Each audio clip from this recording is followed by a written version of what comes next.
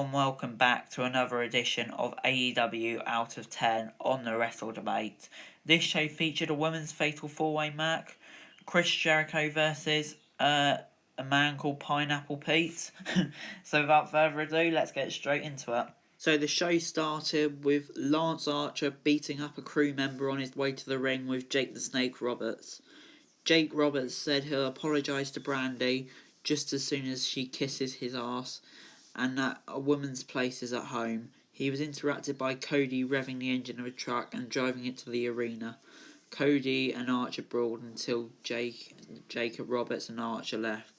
I didn't really think this was too brilliant. The brawl was fine and everything, but the fact that he's bringing up women's rights like that, shouldn't really be having that conversation anyway in 2020. And I just think Jake the Snake Roberts, with the global situation at the moment, should have been pulled off TV weeks ago. So I'm going to give this a 5.5 out of 10. And our first match was Best Friends v Jurassic Express, and the Best Friends picked up the win. Ray Phoenix attacked Orange Cassidy at ringside, then MJF attacked Jungle Boy, while the referee Aubrey Edwards was distracted. Chuck Taylor hit the awful waffle on Jungle Boy to get the pin. After the match, Wardlow attacked Marco Stunt at ringside.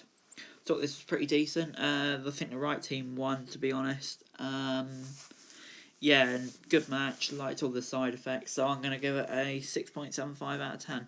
Then it was that women's fatal four-way match, but not before Jon Moxley angrily refused an interview on his way to the arena, and that will build up later. Not going to grade that. And then it was the women's fatal four-way match that we mentioned earlier. Penelope Ford, Britt Baker and Chris Statlander and Hikaru Ishida in the match. And Hikaru Ishida actually picked up the win. Shida pinned Penelope Ford after a running knee, while Baker and Statlander had a lockjaw at ringside.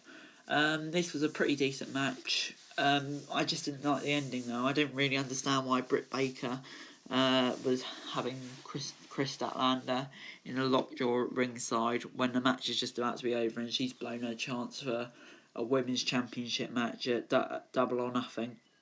Don't quite understand why that was the case. So it was probably a 6.5 match, and I didn't really like the finish, so I'm going to give it a 6.25 out of 10. Then we got a quick backstage promo from Tuesday, who said that he was initially assaulted by the nickname Pineapple Pete, but he's learned to embrace it. It's alright, not going to grade it. And then we got Kenny Omega and Matt Hardy defeating Santana and Ortiz after Omega hit Ortiz with a V-trigger. Hardy followed up with a twist of fate for the pin. Pretty decent match this, as you'd expect with these four wrestlers.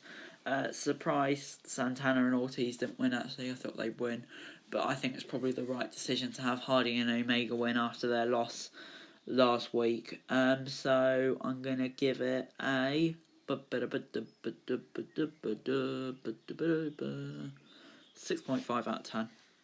Got a couple of segments. Backstage, Taz attempted to apologise to Darby Allin for offending him last week by talking about why he lost to Cody, but he ended up going on again until Darby stopped him and left. Then Nyla Rose interrupted a Hikaru Shida promo to say she brought Shida a present.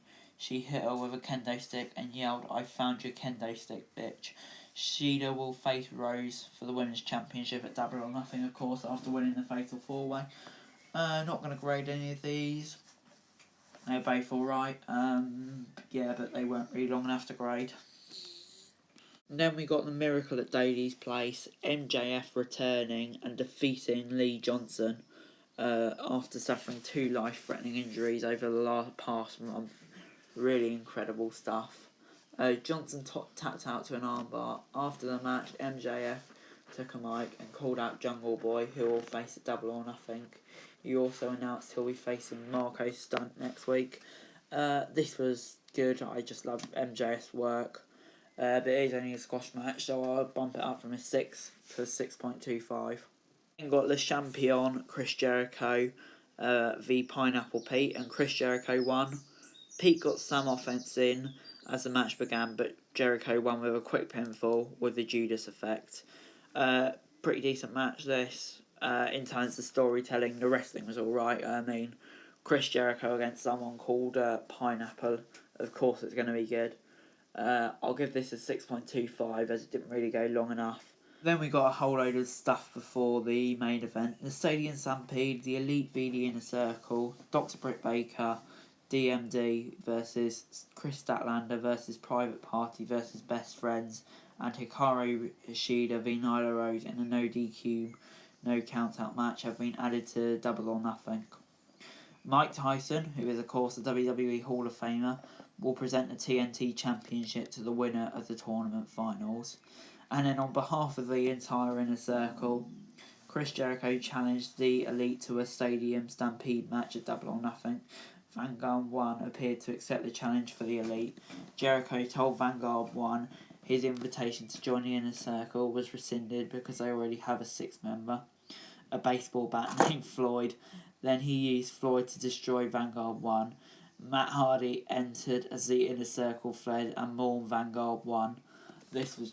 I just don't know. I just love Chris Jericho and Matt Hardy. Too funny, man. I really shouldn't grade this, but I'm going to grade it a 7 out of 10. I don't even care. Just brilliant. It was the main event. Brodie Lee defeating Christopher Daniels with a discus lariat. It was an alright match, quite short. I would have probably expected better for the main event, but this is kind of main event for what happened at the end. John Moxley came down through the stands and beat up a bunch of Dark Order minions, but Brodie Lee escaped with the stolen AEW title. Moxley then grabbed a mic and said that he can admire guts but will not suffer disrespect, and that Lee will pay for stealing his belt. This was alright. Would have preferred to see Moxley and Lee have a proper brawl, but this was fine, I suppose. Probably would have expected better for the AEW main event considering how good last week was. So for that reason, I'm just going to give it a 6.25 out of 10.